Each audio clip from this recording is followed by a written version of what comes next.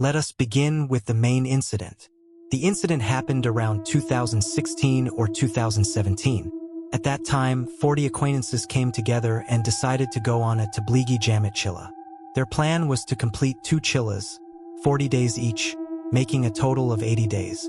When they shared their plan at the Markaz Mosque, everyone was pleased to see so many young men willing to go together. The 40 men were then divided into 8 groups with 5 people in each group, and the different groups were sent to different areas. Russell was part of one of those groups. The 5 of them were sent to a remote area where there was an old and traditional mosque. As part of their journey, they would stay in different mosques for several days at a time, depending on their schedule and circumstances. Sometimes they stayed for 3 days, sometimes 10. They had come willingly with the intention of spending time in religious practice, learning from the Holy Quran, improving their prayers, and memorizing various du'as that they had forgotten over the years. As they moved from one mosque to another, nearly 70 days passed.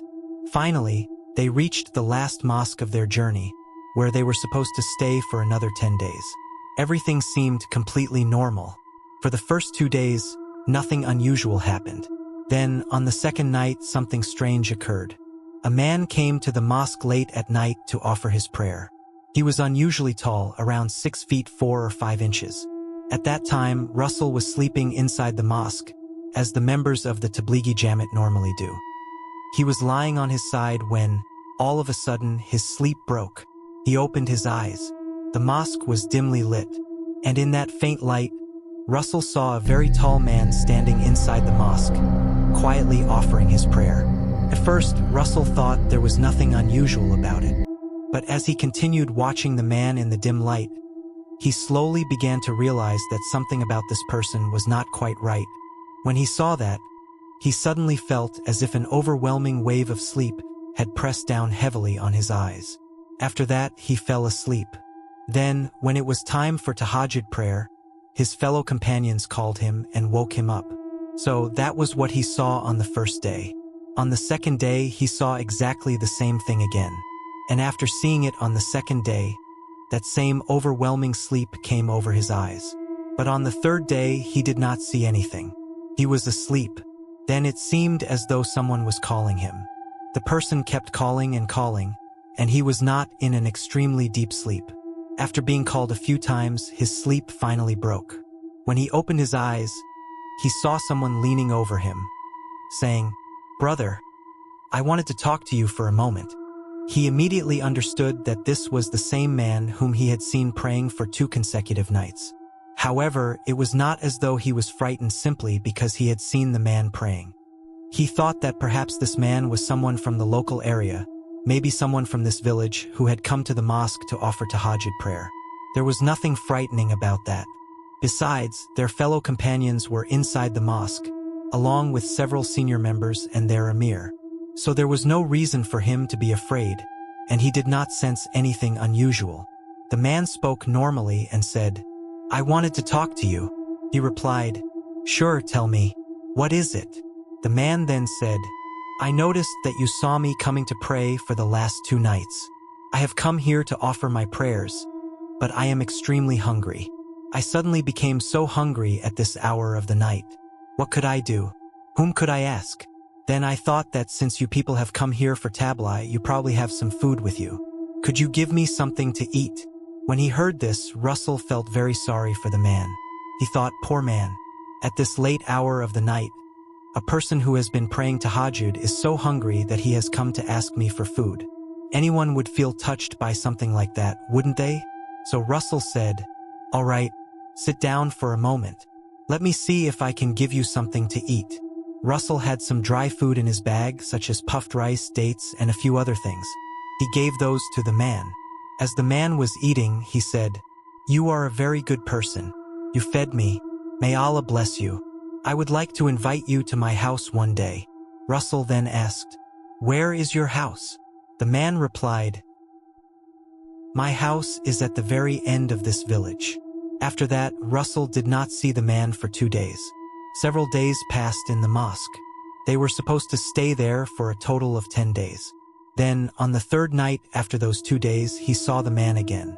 The man came to offer his prayer, and after finishing the prayer, He called Russell and woke him up. Russell's sleep had not broken in the meantime. The man said, "Tomorrow after the Isha prayer, you are invited to my house. Be ready after Isha prayer. I will come and take you with me." Now, when someone accepts an invitation like this and wants to go somewhere with that person, there is a certain rule in Tabligh Jamaat. There is an emir, and whenever the companions want to go anywhere, they have to take permission from the emir. This is considered an important part of the proper etiquette. But somehow, Russell completely forgot about it. Whether he simply forgot that he had to tell the emir, or whether he was somehow made to forget it, that itself remains a mystery. After the Isha prayer, Russell was waiting. But for some reason, it did not even cross his mind that he should inform the emir. He saw that the Isha prayer had ended. He stepped outside for a moment to see whether the man was there. He saw the man standing a little distance away, in the darkness. Then Russell looked down at the man's feet and noticed that he was not wearing any sandals. Russell thought, this man has walked all the way from the end of the village in complete darkness. He has no sandals on his feet, and he doesn't even have a light. What is going on? Although he felt a little suspicious, Russell reassured himself. He thought, the man prays regularly. He even comes to offer Tahajjud prayer, and people from the village know all the paths around here. What does it matter if he has no light or no sandals? He could easily have come like this. The man greeted him and said, "Come, I've been waiting for you. I also have to bring you back, so we shouldn't stay out too late." After hearing this, Russell felt even more reassured. He then started walking behind the man along the narrow village path.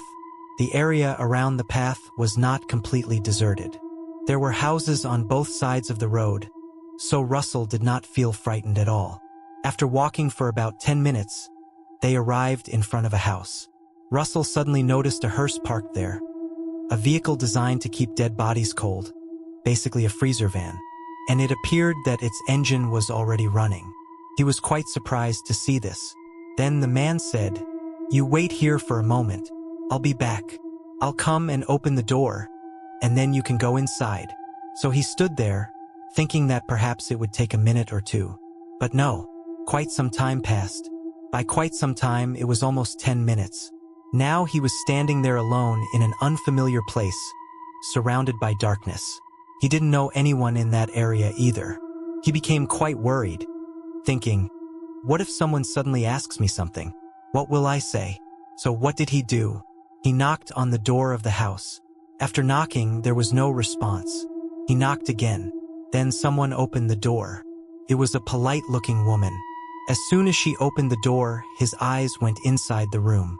Russell saw a girl, probably around 20 or 22 years old, sitting on a bed. It looked like one of her legs was broken, and there was a bandage wrapped around it.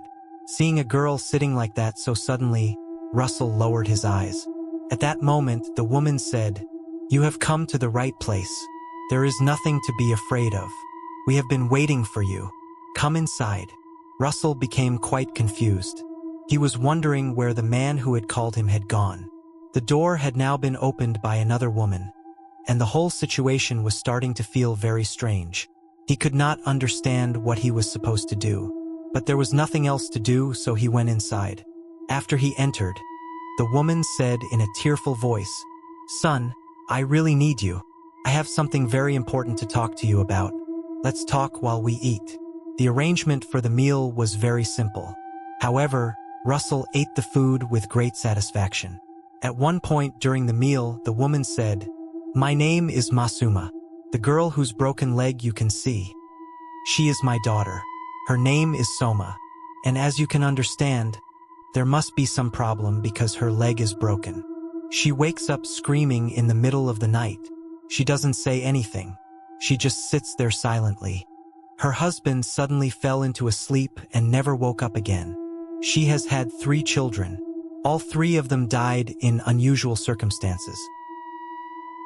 And the last child, well, we cannot even bury that child. You see that van outside the house? The freezing hearse van? The body has been kept inside it. We simply cannot bury the child." Hearing this, Russell was quite shocked. He thought, what is going on? They cannot bury the body? At first, Russell thought perhaps there was some dispute over land in the area. Sometimes there are conflicts over land or property, and until the property is divided, people may not allow a burial to take place. But this was a newborn baby. What kind of dispute could there possibly be with such a small child that they would not allow the body to be buried? He kept thinking about this in his mind. The woman understood that Russell was thinking about something. Then she told him a horrifying piece of information. She said that every time they dug a grave to bury the body, something completely unnatural happened. Water would suddenly rise inside the grave. Sometimes, they would even see enormous snakes inside the grave, sitting there with their hoods raised. But the most terrifying thing that happened was this. Even when they somehow managed to bury the body, they would later discover that the body had somehow come out of the grave. And that did not mean someone had dug up the grave and taken the body out. No, the grave itself remained completely intact. But the body would somehow be lying outside. Later, when they dug into the grave, they would find that there was no body inside. The grave remained untouched, yet somehow the body had come out. So how could that happen? That had become a huge problem. What was happening? Who was doing this? How was this possible? The people of the village could not understand anything. And now Russell was new to the area. He had never met this woman or her daughter before, so he himself could not understand why they had brought him there, or how they had even known that he might be able to help them with this matter. However, there is one thing worth mentioning. Russell's father, uncles, and grandfather, his family members from previous generations, were very knowledgeable people when it came to these kinds of matters. Whether from his grandfather's side of the family or his maternal grandfather's side, they had a deep understanding of such things. Russell had learned quite a few things from his uncles, grandfather, and father, but he had never actually practiced any of them. Because to perform these kinds of things, a certain type of permission was required, and he had never received that permission.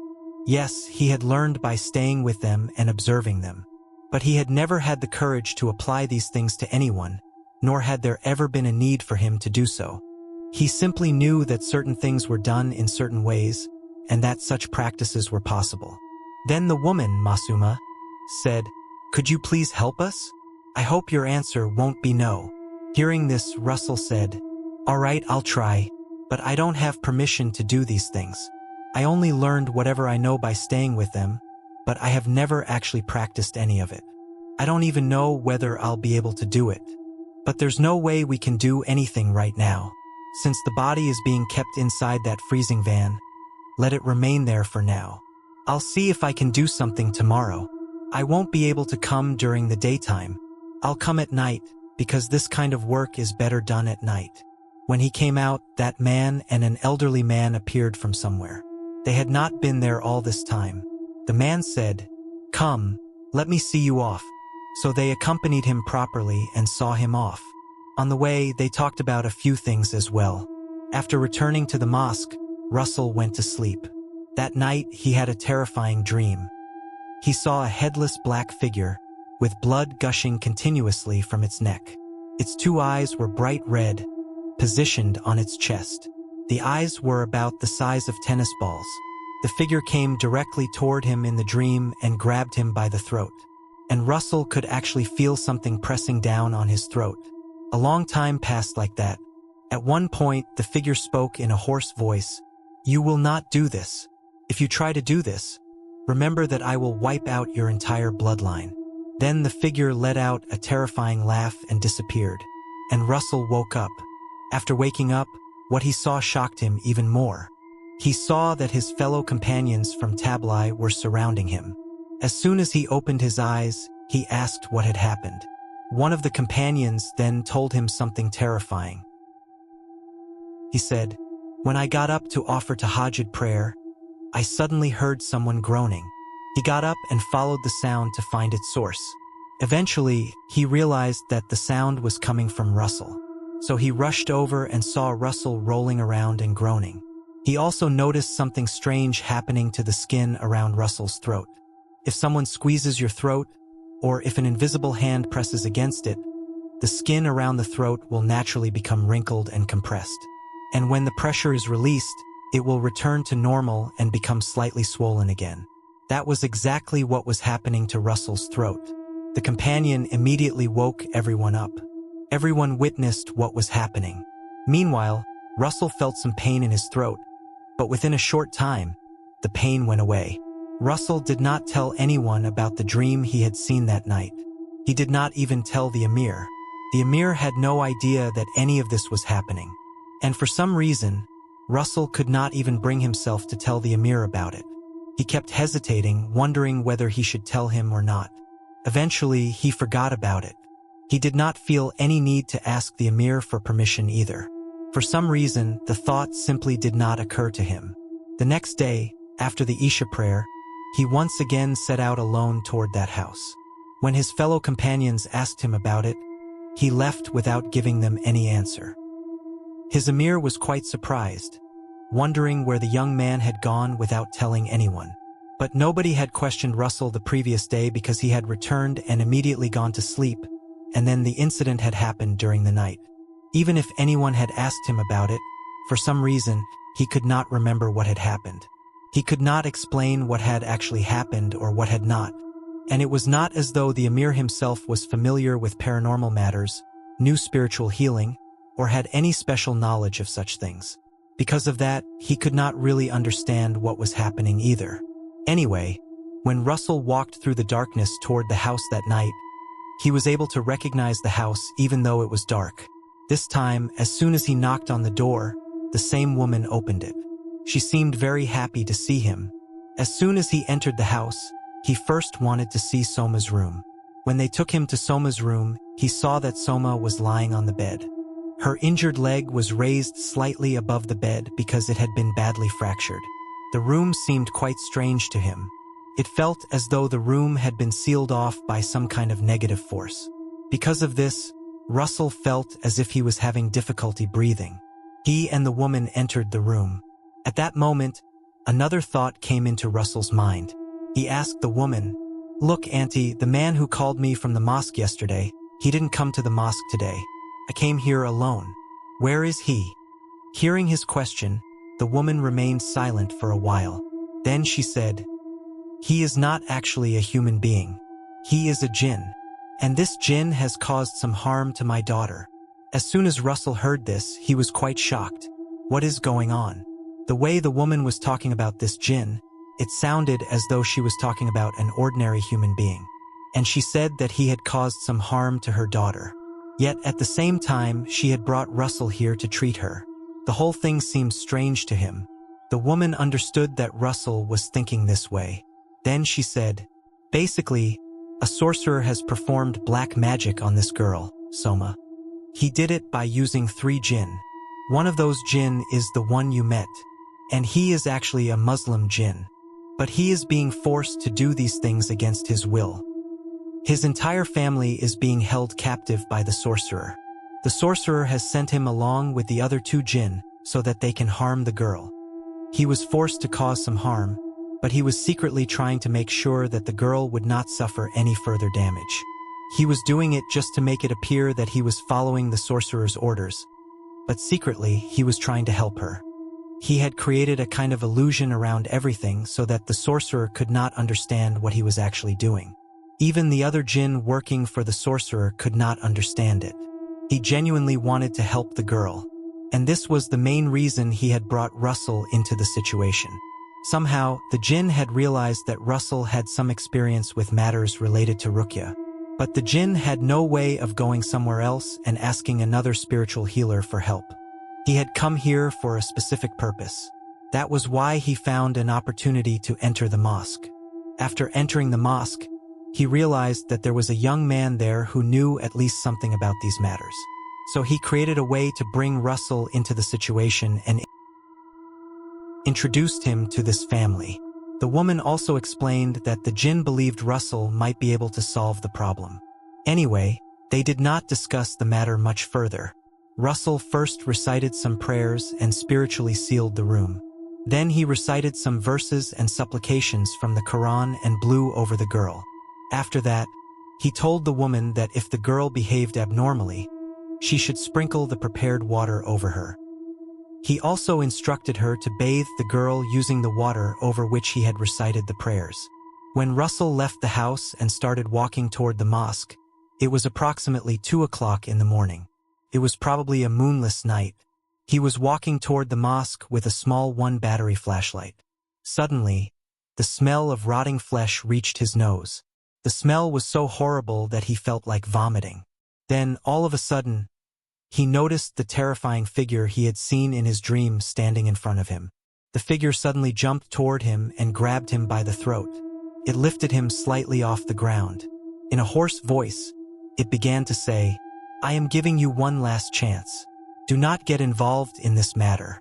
If you go to that house again, that day will be the last day of your life." As soon as it said this, the figure released its grip from his throat. Russell fell directly to the ground from the height to which he had been lifted. Fortunately, he did not suffer much pain from the fall. By the mercy of Allah, he was not seriously injured, and the figure vanished from the spot. Russell became extremely frightened. He quickly returned to the mosque. When he arrived at the mosque, he saw that everyone had already fallen asleep. That night, he also went to sleep, and the incident of something appearing in his sleep and grabbing his throat happened again that night. However, even though it happened again, nobody else noticed anything. When Russell woke up, he felt severe pain in his chest. That night, he also received news from the Jinn. The Jinn came and informed him that the girl had suffered another injury. One of her legs had been broken. At that point, Russell understood that he could not handle this situation alone. For the first time, he told his friend Olive everything that had happened. Olive had also come to Tabligh with him as part of the same group. After hearing everything, Olive said, "So you have been going somewhere for this kind of work for the past few days, and you did not tell the Emir? Going somewhere like this without informing him is not right. But this is also something that you cannot really tell just anyone about. And I am not capable of solving this matter either. Still, you cannot keep going outside like this without telling anyone." Russell then explained everything to Olive carefully. He said that if the matter became known to everyone, it could create serious problems. For the greater good, they should keep the matter between themselves and not tell anyone else. Olive agreed. So Russell and Olive decided not to tell anyone about what had happened. The two of them then went to that house together at night. After they arrived, 3 circles were made, and each person sat inside one circle. Russell sat in one, Olive sat in another, and Soma, the girl, sat inside the third. This was the first time in his life that Russell was actually performing Ruqyah, so he was quite nervous. He had never performed this kind of work before. He had only seen how it was done. They continued reciting prayers for quite some time. Then, at one point, a Jinn appeared inside Olive's body. It was that same Jinn, the very Jinn who had originally called Russell and brought him here. The Jinn appeared and greeted them. Then he said, "It has already been a long time. Finish the work as quickly as possible." Russell asked, "What do you mean by there is less time?" When he asked him, the Jinn said, "The girl has a terrible past. There was a powerful black magician in that area at the time. He was known as Akash Tantrik. He used to take contracts to kill people in exchange for money. If he performed black magic on someone, it almost always worked. In very rare cases, the magic would somehow return to the person who cast it. He had only one son. His name was Ruqyah. He was known by that name, although it is not known whether he had another name. The boy was a very good person. In terms of his behavior and character, he was completely opposite to his father. Soma had been in a relationship with him for almost 2 years. Ruqyah belonged to the Hindu community, while Soma was Muslim. Although their relationship had initially been one of friendship, eventually it turned into love. Ruqyah stopped his studies and started looking for a job. He planned to convert to Islam and marry Soma. At first, the family members did not know about their relationship. But later, when Soma's family found out, they did not accept the relationship. They forced Soma to marry someone else. Meanwhile, Ruqyah was so deeply in love with Soma that he completely destroyed his career after finding out that she had gotten married. He could not handle the shock. Under tremendous emotional pain, he committed suicide. Meanwhile, Soma's married life continued. Akash Tantrik did not know what had actually happened. He was always busy with his occult practices and did not have much time to find out where his son was or what he was doing. But when he learned that his son had committed suicide, he could not understand why. So he asked some of the Jinn who were loyal to him. The Jinn came and told Akash Tantrik that the incident had happened because of a girl named Soma. Akash Tantrik became furious. He thought, "How dare she? My son ended up like this because of that girl. I will never accept this." Yes, I would never have accepted their marriage either. But that girl could have simply gone away peacefully. All the blame fell on Soma. Especially all the hatred and anger of Akash Tantrik fell upon this girl. He then did something terrible. Soma's husband went to sleep, and after that, he never woke up again. He kept sleeping and sleeping. Eventually, he would die in his sleep. He would remain asleep for a long period of time. The water in his body would gradually decrease. He would become dehydrated because he would not eat, since he was asleep. Slowly, his body would become weaker and weaker until eventually he would die while still asleep. That was the kind of magic that had been performed on him. It cannot be confirmed whether it was a particular type of soul-binding magic, but some kind of magic like this had definitely been performed. And the Jinn who was telling Russell all of this had appeared in the form of Soma's father. But Soma's father was already dead. The Jinn had taken on the appearance of Soma's father and appeared before Russell. After talking about all these things, the Jinn said that he could not stay any longer. With that, he left. Then Aleph suddenly lost consciousness. At the same time, the girl suddenly screamed and sat upright. While still sitting, she began screaming and shouting inside the circle. Both of her legs were broken. Yet, with those broken legs exactly as they were, she suddenly began floating in the air. She rose into the air and, since the circles were right next to each other, she stretched out her hand and grabbed Russell by the throat. At that moment, Russell understood that Soma was actually under the influence of multiple Jinn. He did not say a word. He silently recited prayers and supplications, then suddenly slapped Soma hard across the face. She was thrown backward and fell inside the circle. She remained there, groaning. Russell recited more prayers over some water and then told Soma's mother, "Masuma, sprinkle this water over Soma. Take Soma into her room. Close the door. Do not open the door before far." By then, Aleph had regained consciousness. In situations like this, people usually lose consciousness only for a short period of time, especially when the Jinn leaves the person's body. Russell and Aleph then started returning to the mosque at around 2:30 in the morning. Suddenly, Russell realized that Aleph was no longer beside him. He was walking through a cemetery. He had walked along the same road several times at night to go to that house. But he had never seen any cemetery along the way. Allah had given him tremendous courage. Otherwise, after all the fear and threats these Jinn had subjected him to, it would have been impossible for him to keep going back to that house. Yet he had continued. He had continued performing Ruqyah. He had not stopped. But now, given what was happening, he became quite frightened. He kept walking through the cemetery, thinking, "Which way should I go? Where have I come?" At that time, he was reciting Surah Al-Baqarah. There was an incident in between. He accidentally struck himself against a grave marker and almost fell down. He got back up and continued walking. Then something happened that he was completely unprepared for. It was one of the most terrifying experiences of his entire life. As he continued walking and reciting Surah Al-Baqarah, he suddenly felt that his hands and legs were no longer under his control. He could hear someone laughing all around him, with a terrifying laughter that seemed to shake the entire sky and air. An enormous, horrifying laugh echoed around him. Suddenly, a storm began.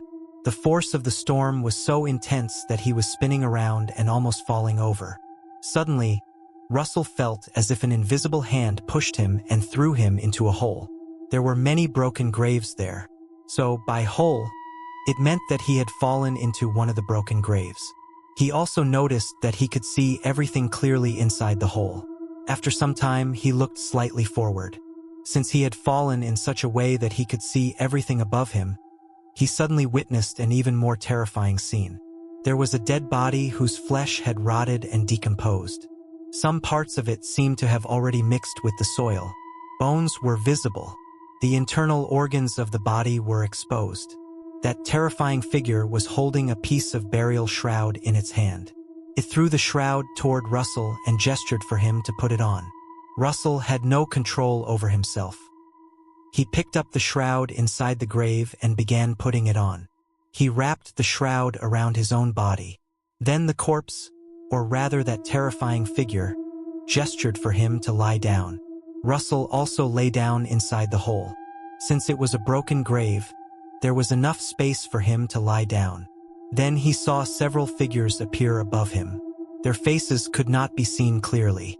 They came and started throwing soil into the hole. Russell realized that the soil was gradually filling the hole. The soil began falling onto his face as well. At one point, it seemed that the soil had completely covered his face. After that, he remembered nothing. Something like this happened. When he opened his eyes, when he regained consciousness, he suddenly realized, wait, I am in the mosque. He was lying there asleep, and the others were also sleeping beside him. He got up and woke Aleph. Aleph, wake up. Wake up. Where did you go? Leaving me alone. And why am I here? How did I get here? Aleph said, leaving you alone? You came to the mosque with me and then went to sleep. Did you have a nightmare? Hearing this from Aleph, Russell was completely stunned. What just happened? This was not supposed to happen. I did not even come to the mosque. So how did I get here? Aleph kept saying that they had come to the mosque together. Then Russell thought, if that is true, where was I all this time? He could not understand anything. After all, he had made his bed and gone to sleep. But even a dream should not have felt this real. What actually happened? Anyway, he did not say anything more about it. The next day, after the Isha prayer, Russell and Aleph once again arrived at the same house as usual. They still did not tell the Emir. The Emir understood that they were going somewhere for some kind of work, but for some reason, he did not ask them about it. That night, they did not have to struggle much. As soon as they started the Ruqyah, the Jinn appeared. Russell immediately trapped the Jinn. The Jinn began screaming, why did you trap me? I was the one who brought you here for the girl's benefit. Russell then said, no, Atnab, you are hiding something. Tell me everything. What is really going on? The Jinn began speaking again. Look, there are 3 of us. The main harm that has been done to this girl was actually caused by those other 2 Jinn. After hearing this, Russell said, who did it? Tell me their names quickly. At that moment, Russell noticed something strange. The Jinn inside Aleph's body kept trying to say the name, but every time he looked toward the window, he suddenly became silent. It seemed that whenever he looked toward the window, he became frightened. Russell then released him and said, if you do not tell me the name tomorrow, you will be killed. Right at that moment, something happened. It seemed as though someone suddenly raised the girl's arm and twisted it in the opposite direction. In other words, her arm was broken. Imagine raising your arm straight up. Now imagine someone twisting that arm around at a 360-degree angle. That was how her arm suddenly twisted and broke. A terrible cracking sound was heard. The girl screamed at the top of her lungs. Her arm had been broken like that. Russell did not know what to do. He sprinkled the water he had recited prayers over and then left. Meanwhile, 10 days had passed. Everyone was going to leave. They had to leave now. At that point, Russell shared some things with the Emir. He said, Amir Sahib, actually, the 2 of us, Aleph and I, want to stay here. We are working on something. He explained some of the situation to him. The Emir said, all right, since you both understand what is best for yourselves, you can stay. But I would like to speak with your families. So he spoke with the families of both of them. He told them that the 2 young men wanted to stay and asked what they thought about it. The families said, all right, if they want to stay, let them stay. They can come back gradually later. After receiving permission from their families, the Emir left with the other companions. That night, Russell and Aleph stayed at the mosque. Nothing happened. The following night, they went to the house again. However, the freezing van that had been parked outside was no longer running. The engine had been turned off. After all, it was impossible to keep it running day after day like that. Meanwhile, the condition of the dead body inside was still unknown. Apparently, the freezing van was occasionally opened for about an hour. In other words, they would turn it on for some time so that the inside would remain cold. Anyway, that night they went there. After arriving, they performed Ruqyah for about an hour. The Jinn did not appear at first. After some time, he finally appeared and began speaking in a tearful voice. The two Jinn who harmed this girl are named Ifrad and Mufid. Apparently, when he was about to reveal their names the previous night, those two Jinn were standing on the other side of the window. They were the ones who became angry and broke the girl's arm. The circles in which the girl had been sitting were not ordinary circles. They had been created for a specific purpose. The two Jinn then went to the sorcerer and told him about this Jinn. The sorcerer became furious and killed his entire family. The Jinn then told them, "The further you go with this work, the more harm will come to this girl." Russell replied, "Inshallah, if Allah is with us, no harm will come to her." Then Russell did something. He connected the names of those two Jinn with verses from the Holy Quran and began reciting verses related to Ruqyah. Immediately afterward, those two Jinn appeared inside Olive's body. They appeared and started laughing. Then they said, "You are already too late." Russell asked, "What has this sorcerer done to the girl?" One of the two Jinn said, "This girl has been made to swallow a certain type of talisman. And the same type of talisman has been given to 5 different people living in different parts of the country, each suffering from 5 different diseases. These talismans have been placed inside their bodies. From now on, whatever kind of suffering those 5 people experience because of their illnesses, this girl named Soma will also continue to experience the same kind of suffering." The Jinn then threatened Russell again. "Hey, religious man, you really don't know much. We know about your abilities too. We told you not to get involved in this matter. You won't be able to do it. You will only make a complete mess of everything. Yet you still came into this matter. Nothing good came out of your work. Have you already forgotten what happened that night? You won't be able to do anything. You don't have that kind of power. Why did you come and create all this trouble? Now you will die too." Hearing this, Russell also became angry. He drew another circle and struck the ground inside the circle with a stick. At first, he wanted to see whether it would actually have any effect. After the first strike, it seemed that Olive moved slightly. That meant it was working. So Russell started striking the ground repeatedly. Then the Jinn inside Olive's body began screaming in agony.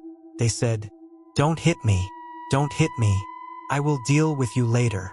Russell said, "What are you going to do to me?" As he said this, he took out a glass bottle. The Jinn then started talking again. According to them, when Soma's last child was still in her womb, these Jinn had apparently given her a talisman in a dream, pretending to feed her sweets. The effect of that talisman entered the baby's body.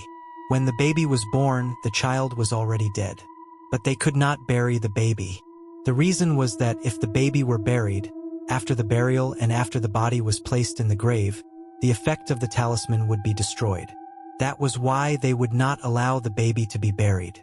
No matter what happened, they would not let the baby be buried. They had allegedly killed Soma's first child by suffocating the baby with a pillow. Ifrad had done that. They killed the second child by beating the baby to death. Mufid had done that, and the two of them together had killed the last child. As for Soma's broken leg, that was done by the Jinn who was actually trying to help her. He had been forced to do it against his will. So basically, these two Jinn were creating all kinds of problems to prevent the baby from being buried. Meanwhile, how long could the body be kept inside the freezing van? It was costing a lot of money. The family was already struggling to preserve the body every day. The freezing van had been kept in the village, and there was a daily rental cost for it. On top of that, the machine had to be kept running. That required fuel, and the cost was also quite high. And a body like this could not simply be kept in a morgue either. So the family was facing a very serious problem. At that point, what did Russell do? Using several methods, he managed to drive those two jinn away for the time being. Then he realized that he was simply not capable of handling this matter. He had thought it would be easier than it actually was. He could not do it. So he surrendered to the family and said, "I really tried my best. You brought me here because you trusted me, but I am not experienced enough in this kind of work. I cannot do it. They are much more powerful than I am. Yes, I will go back and discuss the matter with my family, but it is very important that your baby is buried. Unfortunately, I cannot do this." Meanwhile, when the jinn left Olive's body, they did something terrible. They broke one of Olive's arms and one of his legs. His condition became very serious again, and after leaving that place, Russell also began feeling extremely ill. He felt as though someone was beating him invisibly. It was not as though one person had attacked him directly. It felt as if 20 or 30 people had beaten him. His body was hurting in different places. Because of these injuries and severe pain, Russell had to remain admitted to a hospital for several days. He eventually left the place without completing the work. What happened to that family afterward, and how they eventually buried the baby's body, is not known. So this is an unfinished incident. I call it an unfinished incident because it is difficult to know how the story actually ended. Whether we will ever know what happened in the end, we do not know. But there is one thing worth noticing. A person was made to swallow a talisman in a dream under the pretext of being given sweets. What appeared to be sweets were actually talismans. And the same type of talisman was placed inside the bodies of 5 people living in different parts of the country, each suffering from 5 different terrible illnesses. They were all suffering tremendously, and Soma was supposed to experience that same kind of suffering. But that suffering had not yet started. The reason was that the baby inside Soma's womb had absorbed a major part of the effect of the talisman. Because of that, the effect had not yet become active in Soma's body. But once the baby was completely buried and became part of the earth, that effect was supposed to begin affecting Soma's body as well. However, they did not want the baby to become part of the earth or be buried, because they intended to activate the effect within a short period of time. That was why they were preventing the burial. And at that time, Russell simply did not have the ability to solve such a complicated matter. Even though he tried, he could not complete the work. What happened to that family afterward, Russell himself could not say. So we also cannot say how the matter was ultimately resolved. This was the incident,